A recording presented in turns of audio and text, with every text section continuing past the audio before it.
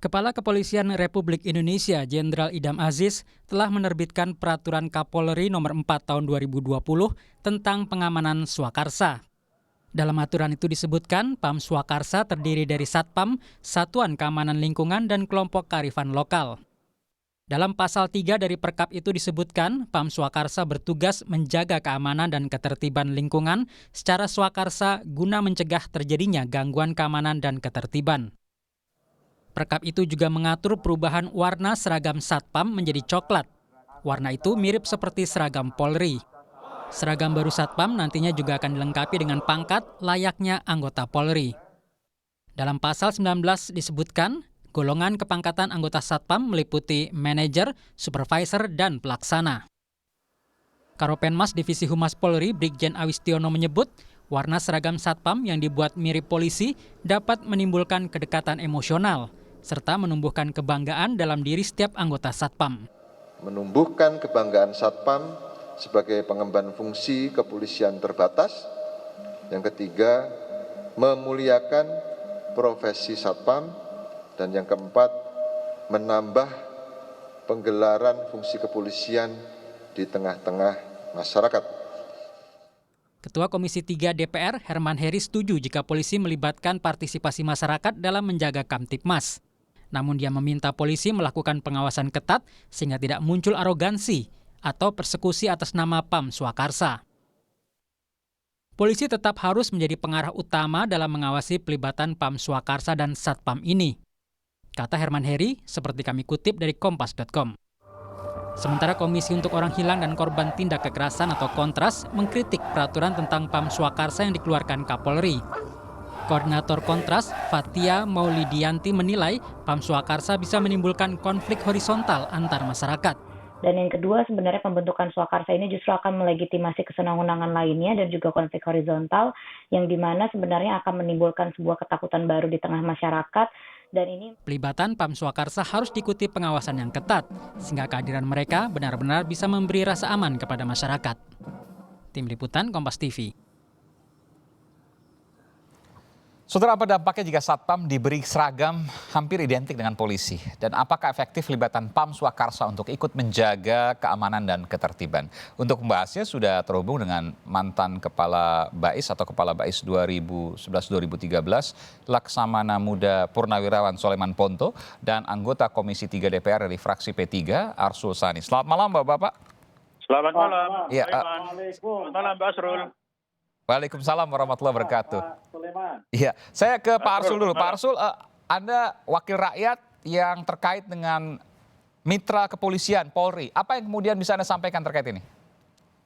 Ya, kita mau bicara apanya dulu nih? Mau bicara seragamnya atau mau bicara PAM Swakarsa? Dua-duanya, PAM Swakarsa yang kemudian sudah lama kita nggak mendengar itu, lalu kemudian ada Satpam yang mirip dengan nanti ya, pakaiannya, seragamnya dengan polisi, bahkan punya pangkat. Ya, saya bicara mulai dengan PAM Swakarsa. Ya. Sebagai sebuah realitas, ya, yang namanya fungsi-fungsi keamanan dan ketertiban itu memang faktanya sudah lama tidak hanya diemban oleh Polri, tapi bersama-sama dengan masyarakat. Karena itulah ada Satpam, ada Hansip, ada macam-macam lah dengan istilahnya masing-masing ya, Satkamling sekarang diinikan di dalam peraturan itu ya. Tetapi memang kan ada sejarah kelam tentang PAM Swakarsa ini ketika di masa reformasi itu nggak usah kita bahas karena itu tidak jelas gitu ya siapa yang melahirkan juga. Jadi kalau kita lihat dari kepolisian di negara-negara lain, memang ada yang disebut dengan community policing, ya, pemolisian masyarakat. Itu di negara-negara maju juga seperti itu. Nah, itu pada umumnya itu agar ada tanggung jawab komunal di antara warga masyarakat untuk bersama-sama dengan polisi menjaga keamanan dan ketertibannya di lingkungannya. Ya. Jadi soal itu bukan sesuatu yang baru sebetulnya. Nah sekarang soal pakaiannya. Kalau soal pakaian kita masing-masing boleh berpendapat lah ya.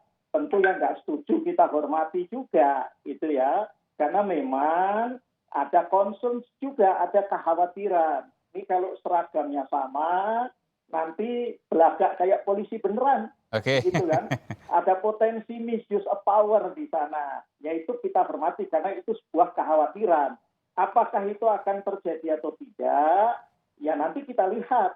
Faktualnya ke depan akan banyak kasus ya, misalnya masyarakat terintimidasi. Kami pasti akan awasi terus soal ini. Oke, bahwa potensi itu ada, iya. Jadi saya simpulkan dari Pak Asrul bahwa yang pertama Pam Swakarsa nggak ada yang baru kok dengan itu, jadi nggak ada masalah. Kemudian yang kedua seragam, ya ini memunculkan pro dan kontra. Tapi kalau ada potensinya adalah bahwa memunculkan arogansi di kalangan satpam, begitu ya?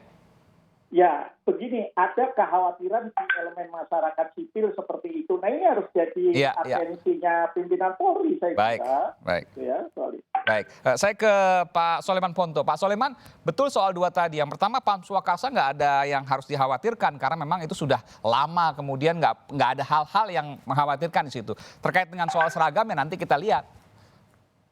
Ya, jadi begini Pak Aiman. Pembentukan ini kan dibentuk oleh Kapolri. Pertanyaan saya, dasar hukumnya apa? Karena mari kita lihat. Kan ada perkap, Pak Soleman. Nah, itu kan perkap. Mari kita lihat. Peraturan Kapolri. Begini Pak, dalam Undang-Undang Nomor 2 2002 tahun tentang polisi, itu pada pasal 3 itu diatur memang bahwa pengemban fungsi kepolisian dibantu oleh yang C, bentuk pengamanan swakarsa. Oke. Tetapi pada ayat 2-nya diatur di situ pengemban, saya baca ya, pengemban fungsi kepolisian sebagaimana dimaksud ayat 1 huruf A, B dan C yaitu bentuk pengamanan swakarsa, melaksanakan fungsi kepolisian sesuai peraturan perundang-undangan yang menjadi dasar hukumnya masing-masing. Saya ulangi, sesuai dengan peraturan perundang-undangan yang menjadi dasar hukumnya masing-masing. Artinya Pam Swakarsa ini harus ada undang-undangnya terlebih dahulu. Kalau kita lihat pejabat pegawai negeri sipil, ada undang-undangnya sudah diatur dalam KUHP. Kepolisian khusus juga sama. Tapi bentuk-bentuk pengamanan Swakarsa ini belum ada undang-undangnya. Artinya? Nah ini, sehingga ketika Kapolri membuat ini dasar hukumnya undang-undang mana yang dipakai? Nah itu, apa akibatnya? Yang ditulis dalam perkap ini, itu isinya adalah isi undang-undang, rekrutmen. Oke. Bagaimana semua rekrutmen diatur di situ. Secara terstruktur, sampai pangkat pun diatur. Itu adalah buatan undang-undang. Jadi apa yang diatur oleh sekarang ini tidak ada dasar hukumnya. Efeknya apa? Pam Swakarsa tidak bisa. Efeknya apa Pak Soleman? Ada undang-undang. Ya. Efeknya apa Pak Soleman? Nah, yang satu, karena tidak ada undang-undangnya, maka Pam Swakarsa yang dibentuk ini itu ilegal. Oke. Karena tidak ada undang-undangnya, itu satu. Nah, kalau yang dipaksakan, misalkan dipaksakan, pertanyaannya, mengapa harus dipaksakan sesuatu yang ilegal? Kalau demikian, mohon maaf gini, kalau kemudian berarti Satpam selama ini ilegal dong? Nah, tidak, lain Pak. Satpam yang sekarang itu kan tidak diatur. Kita melihat, tidak diatur oleh polisi. Yang diatur Satpam sekarang itu adalah hasil pendidikan dari sekolah-sekolah Satpam. Aha. Beda. Meskipun ada badge polisinya di sini kan, misalnya Polda Metro Jaya atau Polda Jatim dan lain sebagainya. Betul. Tapi mereka direkrut oleh sekolah-sekolah Satpam kan. Yang diatur adalah sekolah-sekolah Satpam.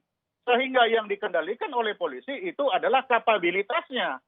Bukan diatur sampai pangkatnya bagaimana, rekrutmennya. Rekrutmen bayangkan, ditulis di situ rekrutmen sekolah Bayangkari, siswa Bayangkari. Lah kenapa tidak siswa UI? Kenapa tidak siswa STIM? Kenapa tidak siswa UNHAN?